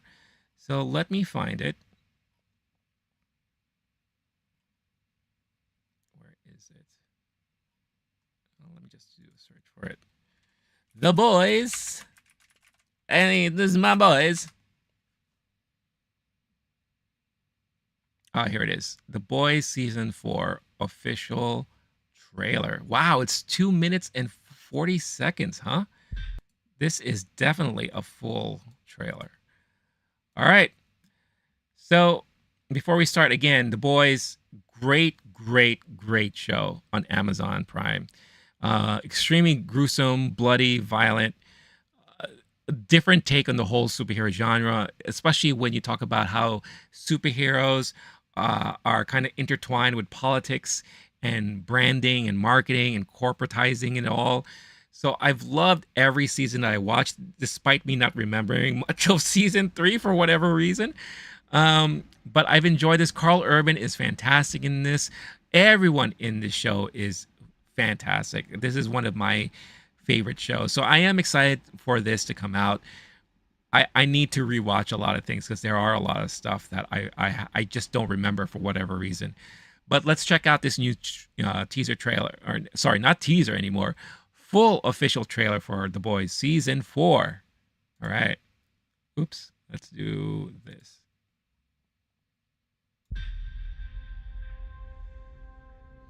I look back at my life, and all I see are the messes I made, Oh man, he's growing up. and I ain't got time to fix it. I can do one thing right with the time I got. And Anthony Starr is just always so good in this role. You gonna get the crew back together, all on the same page? This country is corrupt beyond repair. We gotta save it. I also do love the timing of a series like this Easy. We'll have to do some because terrible it things. speaks so much about You'll no our longer current be political beloved landscape. celebrities. Ooh, we got some new people here. Wrathful gods. Show me a little wrath. Oh, they're gonna go full evil now, huh? Good, Ashley. Oh, yeah, no shit, Ashley. Sorry, Ashley. The whole Man. world is about to burn. We need someone like you, Billy, before the soup start rounding us up. And Oh yeah, we got Negan in the house. To all our prayers, a virus that kills soups. This is insane Oh. and desperate, even for you. Well, insanely desperate's where we are, don't you think, love? Let's go. Chop chop, motherfuckers. I love Jack Quaid too. He is so good in this series. War of good versus evil. I'm declaring hunting season on Starlighters. Ooh, what the hell? Yo, what is that? It's like a super chicken? Look, we've all done bad shit. What's insane is that our solution to every problem is murder. Oh man, what the hell are those bubbles coming out? Violence is power. Yo, That's the spirit, champ. Who wants a creamy, delicious milkshake? oh, Forever gonna oh be against no. monsters. Is his son gonna We be just just start like acting him? human. Yo, what's with the killing animals? The killer animals? That's freaking nuts. You're all fucking welcome. Well, that's a good way to get demonetized. June, wow, we don't have to wait that much longer for it. Wow. Man. This season is going to be insane. Insane. Holy cow. Wow. You know, it's funny, like every time a new season comes out, you wonder how are they going to push the needle further? How are they going to up that bar of violence and storytelling, right? How much further are they going to push things? And just looking at this trailer alone, it feels like, my gosh, they are really throwing it all out there, everything that they can. And it looks fascinating. It looks so fun. And it looks like we're getting the crew back together. And it looks like the other side, the Voight side of things, they're going to go full villain, like full on villain, which is insane. Oh, man. I think now is the perfect time to go back and just rewatch all of the seasons, to get myself ready for this new one. But this one, it looks fantastic. I can't wait. It looks like it's going to be great. Is this supposed to be the final season also? I don't know. Let's see. Let's just read the description real fast here. In season 4, the world is on the brink. Victoria Newman is closer than ever to the Oval Office and under the muscly thumb of Homelander, who is consolidating his power. Butcher, with only months to live, has lost Becca's son and his job as the boys' leader. The rest of the team are fed up with his lies. With the stakes higher than ever, they have to find a way to work together and save the world before it's too late. So yeah. So again, we are in an election year, and I feel like this is perfect timing for this type of storytelling to be coming out. It's gonna be great. It's gonna be a lot of fun. That's so wow, wow, wow, wow, explosive. Maybe that's the best way to put it. That this is gonna be an explosive season, and I'm all in. I'm all for it. Yeah, I'm very curious what people are thinking about. But that trailer, for having just dropped, has already close to 4 million views. So I think it's safe to say that there are a lot of people who are really excited and can't wait to check this thing out. So let's see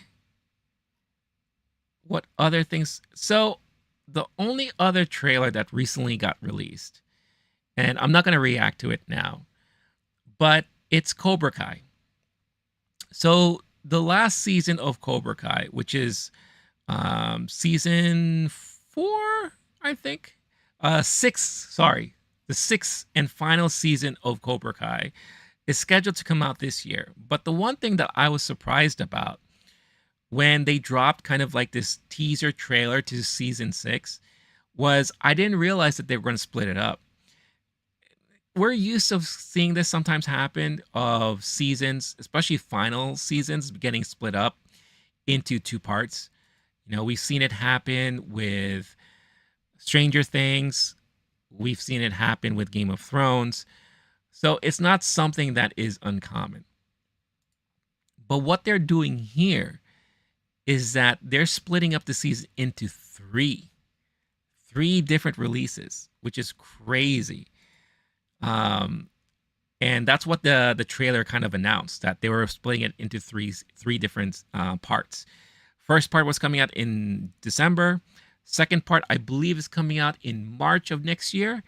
And then the third and final part is TBD of next year, which is nuts. So let's see here. Or maybe I got all the dates wrong. But let's recap what the dates are here, according to this article here. Netflix has announced that the 6th and final season of its celebrated Karate Kid spin-off Cobra Kai will be divided into 3 different parts of 5 episodes each. So we're getting 15 episodes for the final season.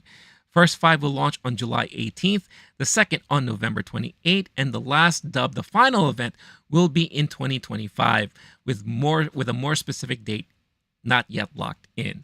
So I was completely wrong. Everything I said about December of this year and March of next year, forget it.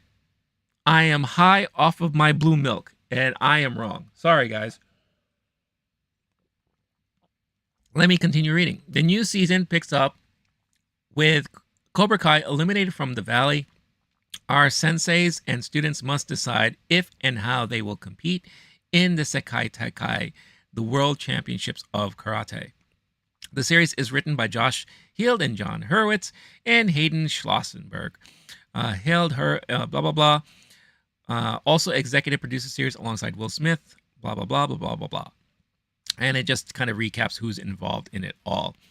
And I know the reason why they're doing this too is because they kind of want to time it with the new movie coming out that they're working on, the new Karate Kid movie, which we'll see Daniel and Jackie Chan from the Jaden Smith Karate Kid teaming up together. So they're both going to appear in this movie, and we're going to get a new quote-unquote Karate Kid focused person. So the reason why I also think they're splitting it up is because they want to time it with the release of that movie. That's why part 3, the final epic part, has yet to be the date of it has yet to be determined, because I think they want to tie it as close as they can as possible to the release of the movie, which makes perfect sense to me. I totally understand that. So 15 episodes, man, that's going to be so epic. I cannot wait. Cobra Kai, and I've said this over time and time again, this is the one example of how you can bring something back from the past and reboot it in a way that pays homage to the original but keeps it as fresh as interesting for people like me who grew up with those properties, and be fresh and interesting for someone new who maybe never watched Karate Kid or any of the movies. I loved how they put that spin in the relationship and point of view of, you know, Daniel LaRusso and Johnny Lawrence, and how it kind of gave more sympathy towards Johnny Lawrence by still, you know, putting out that he's an asshole and all that, you know, but he's a guy who's down on his luck and he's trying to just get his life back together. And at certain times, they even paint LaRusso as kind of the villain too, right? Which is one of those things that a lot of people have been kind of speculating from time to time. It's like, what if Daniel was actually the bad guy in the movies and we just looked at it differently, right? So I loved how they played on all that. Plus, with all the returns and the cameos that they were able to tie in throughout the run of this whole series, has been perfectly timed, brilliantly constructed, well written. You know, I can easily say that none of the seasons of Cobra Kai disappointed at all. And they're really going in like gangbusters on this final season, making it a 3-parter. So I cannot wait. It's going to be exciting. It's going to be kind of sad to see it go, but it's best to have it go with its head held high, so to speak, and then kind of bleed into and transition into the new movie, however or whatever that movie is going to be like. But I love the people that they have involved. So that's going to be really fun and interesting to check out when it's all said and done there. But yeah, if you haven't had a chance to see it, check out that new trailer for Cobra Kai, the little teaser for the 6th and final season. Last bit of news, because at least last bit of news I'll talk about today before I head on out and I enjoy the rest of my Star Wars day here. I've been having such a fun time hanging out with all of you guys, whether you're still watching or not. But there's a lot of things I do want to catch up on my end. But there's an article that came out, and it's interesting when you look at the landscape of the superhero movies, the comic book movies, and there's a lot of people, you know, nowadays saying that a lot of these movies are bombing. A lot of these movies are losing a lot of money for their studios, and most people aren't wrong. I mean, the amount of money that's spent on most of these movies is crazy. And one of the biggest surprises was when it was released or when it was leaked how much money was spent making Marvels, the budget for Marvels. I believe it was like a $250 million budget for a movie like that, which of course doesn't include marketing costs. It's just insane to me that a studio, that a production will feel it's okay to spend that much money on a movie like Marvels when it was kind of written on the wall that this movie is probably not going to do that great. Now, I also understand that the original Captain Marvel movie did a lot of money, right? But we're totally in a different landscape now. Not a lot of people are going to watch movies in theaters, and there is the ongoing thing about superhero fatigue, right? Which I do feel is true for some people. So this article here on Dark Horizons kind of covers the fact that Marvel's lost more money than The Flash. The Flash was another movie that had troubles, mainly because of its main star, you know, Ezra Miller, who got into so much controversy and trouble out in the public by doing his wacky stuff, right? And of course, for Warner Brothers to not even address it, as if they were working with him to make sure that it's swept under the rug and not even addressed or talked about, you know.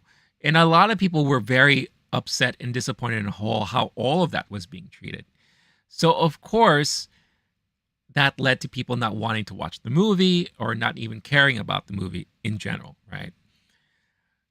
So when the movie came out, and look, I really enjoyed The Flash. I thought The Flash was a decent movie. It was entertaining. I love the wacky ending of the multiverses, you know, seeing the Christopher Reeve Superman with the Helen Slater Supergirl. I loved having Keaton back as Batman, or a version of the Batman we knew back in '89. I loved the new Supergirl that we were introduced to. You know, I again, a little nice homage to like all the Batmans from the past, like the Adam West. I loved even the cheesy, corny Nicolas Cage Superman, you know, with his crazy 90s outfit, fighting the spider that was speculated for so long. You know, I loved all that. Yeah, it was cheesy and corny, but I loved it. You know, the George Clooney coming up at the end as Bruce Wayne, it was, for me, it was fun. It's just mindless fun, right? And it was a proper way to kind of close out the old regime of the DCU. But it was speculated for a long time that it was a major bomb, because it was. I mean, not a lot of people went to see it. I was shocked with how little it did at the box office. I was expecting it to do so much more. And I think a lot of people, pundits and people who speculate on box office, were equally as shocked and surprised on how poorly it did at the box office. You know? So to hear that Marvel's lost more money than The Flash, again, I'm not surprised. But let's look at the details. You know, the devil's in the details, right? So as part of their annual box office tournament, look back at previous years, Deadline has announced that Marvel Studios' The Marvels was the biggest bomb of 2023. The trade indicates the film reportedly had a net loss of $237 million. Disney reportedly spent $270 million making the film, a further $110 million marketing it, and a further $21 million in residuals distribution expenses. Plus, on top of that, $54 million in interest and overhead, which equates to a total spent of $455 million for the Marvels. I want everyone to pay attention and focus on that particular saying right there, because that says a lot. That really says a lot. Because I hear always a lot of people who defend movies, or at least defend their movies that they love, saying, well, it made X amount of money, so it wasn't a bomb. But when you look at the details, of course it didn't do well, because there's a lot of things behind the scenes that you don't equate for when you think of budgets, right? I'm referring a lot currently right now to Ghostbusters Frozen Empire. There's a narrative right now, and I only see it with a handful of Ghostbusters diehard, true hard fans, who are saying that Ghostbusters Frozen Empire is doing really well and performing really well at the worldwide box office. And that, oh, this is great for the franchise, and we could expect us to have a sequel, and you know, everything is all fine and dandy for Ghostbusters. I beg to differ. And I'm going to do this. Let's go look up Ghostbusters Frozen Empire. And I'm on the numbers.com. This is the site that I use for all box office related numbers and all that.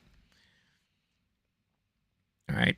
So while that loads up, I am also going to separately look at Ghostbusters Frozen Empire budget. Okay. All right. So as of right now, according to what I'm seeing online, that the estimated budget for Ghostbusters Frozen Empire is $100 million. Okay. At the worldwide box office right now, the movie currently stands at 189 million, 189.1 million. So the narrative that I'm seeing online, and again, this is just a handful of Ghostbusters fans out there, the true hard, diehard fans. They're saying, look at that. The budget was 100 million. It's made already close to 190 million. It's a success. Wrong. Because whenever you see budgets online, it doesn't ever equate marketing costs, licensing costs, residual stuff, everything that this article just laid out here when it comes to the Marvels. Look at that. Marketing, residual distribution expenses, interest on overhead. You have to think about all those things. That's why every time you hear about a budget, you always, the common thing that I do personally is that when I hear a certain budget for a movie, I think first I would tack on 50 million to that number, because usually that's average marketing costs for a movie. Now, in this case, they spent 270 million, but this is Disney and Marvel, right? But then you have to double that. So, for example, Frozen Empire, 100 million, tack on 50 million, so you have 150, double it, you have 300 million. Ghostbusters Frozen Empire, in order for it to be a success, had to have made $300 million, in my opinion. It's only made 190. For me, that is a major bust for a movie like that. Now here, look at this. Disney spent 270 million making the film, right? Then you look at all the added stuff to it, right? They spent close to $500 million making this damn movie, which is crazy.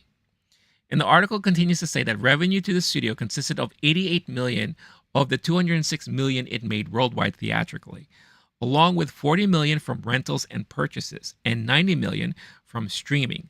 That results in total revenue of 218 million. So you subtract that from the 450 million spent, hence the net loss of 237 million overall. Disney was able to get a 55 million subsidiary from the UK for filming there, so that could be subtracted, bringing it down to 182 million, meaning net loss. Even then, it's still clearly ahead of second place flop, The Flash, which had a net loss of 155 million, which still hurts. That still sucks. It cost 200 million to produce, 120 million to market, and then a further 85 million spent in residuals, distribution, expenses, interest, overhead. Final cost for a movie like The Flash was $405 million. Warner's made 115 million from the film's 271.3 million global theatrical haul, followed by 50 million from rentals and 85 million from TV and streaming. Final revenue, 250 million, and ultimately a 155 million loss, which is less than earlier estimates. In third place was Indiana Jones and the Dial of Destiny, which had a $143 million loss. It had the biggest total spend on the list at $516 million, of which 300 million came from the production budget. Also making the list were two other Disney bombs, Wish, which lost them 131 million, and Haunted Mansion, which lost them 117 million. That's really sad for Haunted Mansion, because I'll be completely honest with you, that new Haunted Mansion movie was actually not that bad. It was fairly decent. I liked the acting in it. It got a lot of chuckles from me, and I thought it was pretty enjoyable. It was a good family film. But let's go back to that Indiana Jones. Holy cow. Total spend for Indiana Jones, 416 million. You should not, no studio should ever spend so much money, especially that much money, on anything. Especially in today's landscape. There's no way you could ever recuperate any of that. That's insane to me. And that hurts. And yet, and people wonder why, the movie industry is suffering and why things aren't doing so well. Because you have studios that are spending way too much money on their production, on their marketing, on their overhead. That's why they got Bob Iger to go back to Disney and kind of like say, hey, we need to clean and button this stuff up because we're bleeding money right now. Add it up. Indiana Jones, 516 million. Then you have the Marvels, right? What is that? $455 million. So that's over $1 billion worth of spent for just 2 movies that ultimately bombed at the box office. I don't know how any studio honestly can survive with all that stuff. It's crazy. It is crazy. But I hope there are lessons to be learned here. And hopefully studios are going to be moving forward and course correcting as much as they can. But this is also a good lesson for those people who are championing their favorite movies out there under the guise and impression that those movies are being successful at the theaters when they're really not. You know, and I'm looking at all of you Ghostbusters Frozen Empire fans out there. Look, I love that you have the passion for that movie and the franchise, and I'm so happy that you all enjoyed it. Me personally, I was very disappointed about it. And I knew after seeing it that this is not going to go well for this movie. And look, congratulations that it's made $190 million, but that is way less than what they were supposed to make. And I'm pretty sure when they do this again next year, we're going to find out additional details about it. And it's going to come out that that movie ended up losing Sony a good chunk of change. And why it may, hinder us getting another movie in the future. I personally say that we should just focus on making it some sort of series, TV show. Maybe with how things are looking like, maybe Sony may end up buying Paramount. So we could see on Paramount Plus, Ghostbusters live there. Who knows? But this industry will not survive if spent continues to be that crazy and that insane. So on that note,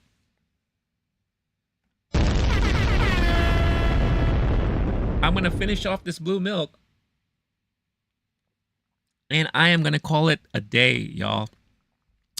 It's been fun. Thank you for spending time with me on Star Wars Day, May the 4th.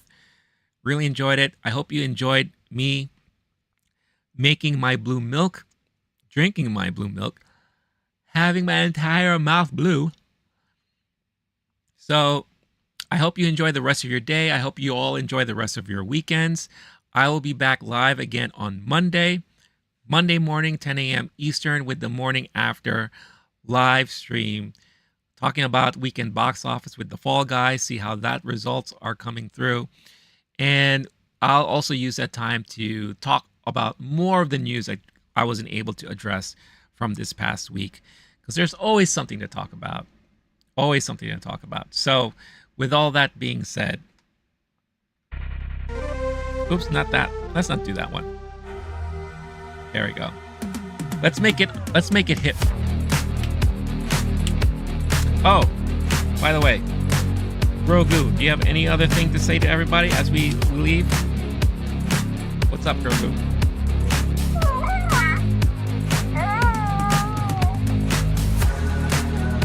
Okay.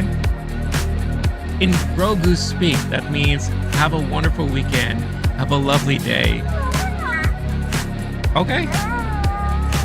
Indeed, yes. Stay cool, stay classy, stay safe. I will catch you all next time. Bye, everybody. Oops. Hold on. Bye. Peace, love, use the force. Bye, kindness.